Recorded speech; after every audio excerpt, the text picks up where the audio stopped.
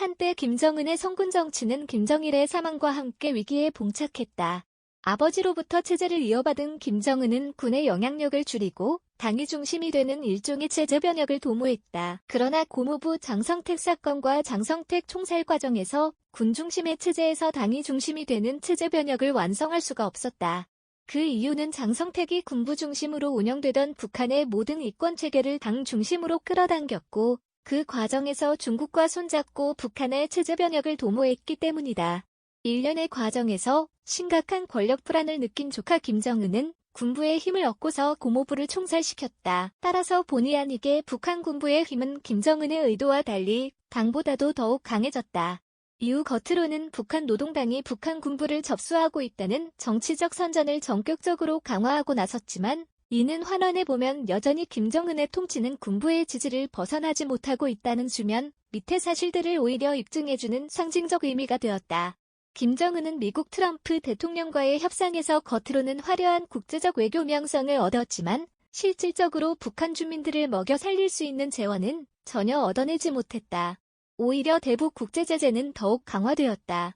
모든 경제적 이권을 박탈당한 군부는 김정은에 대한 내부적 불만이 높아졌다. 제대로 먹지도 입지도 못하는 북한 군부의 김정은에 대한 충성심은 날로 아예되기 시작했다.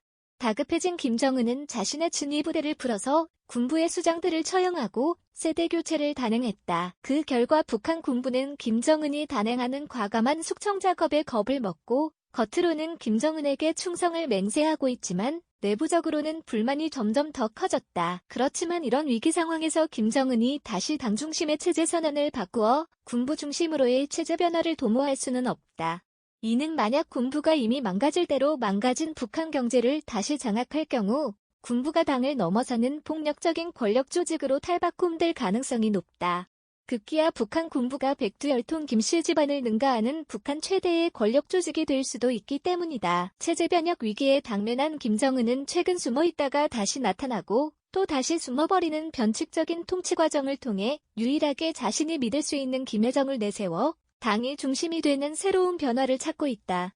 그러나 남한으로부터 새로운 자금이 수혈되지 않는 한 백두혈통의 지도력은 어떤 상황에서도 제대로 발휘될 수 없는 위급한 상황이다. 김정은은 군부를 달래려고 개성공단 연락사무소도 폭파하고 정정기념일에 군 장성들에게 직접 권총도 나누어 주었다.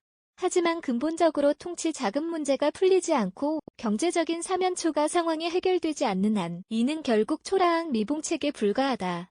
그래서 북한은 문재인 정권을 거칠게 다그치고 있다. 온갖 욕지거리를 다하는 김여정의 말 속에 엄청난 다급함이 들어있다. 북한의 이런 대남 위협은 줄곧 한반도 평화체제를 강조해왔던 문재인 정권에게 치명적인 위협이 될 수밖에 없다.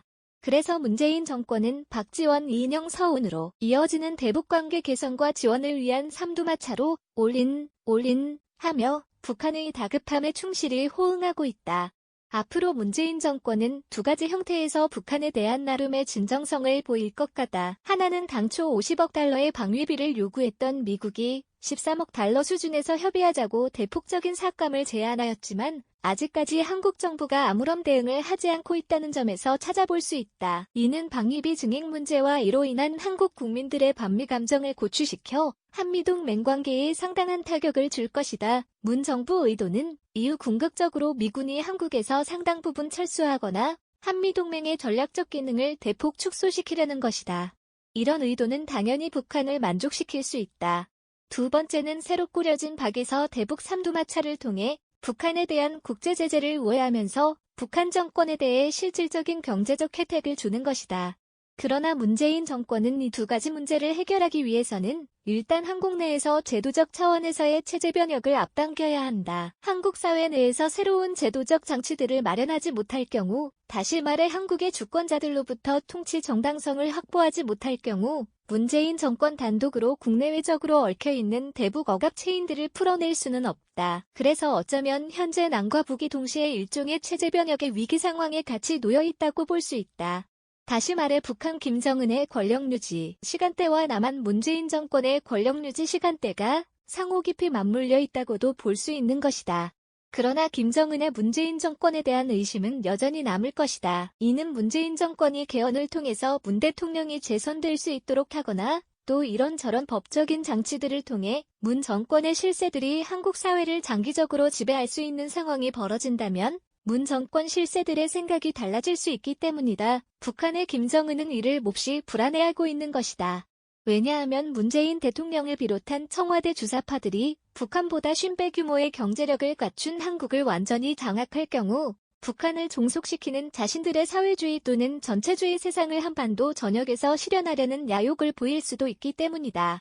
결국 체제 변혁 위기에 다급함에서 김정은보다 훨씬 여유로운 문재인 정권으로 말미암아 이래저래 김정은의 초조한 불면의 밤은 문재인 정권의 대북협력 진정성과 그에 따른 실질적인 효과가 현실화될 때까지 아주 오랫동안 지속될 것 같다.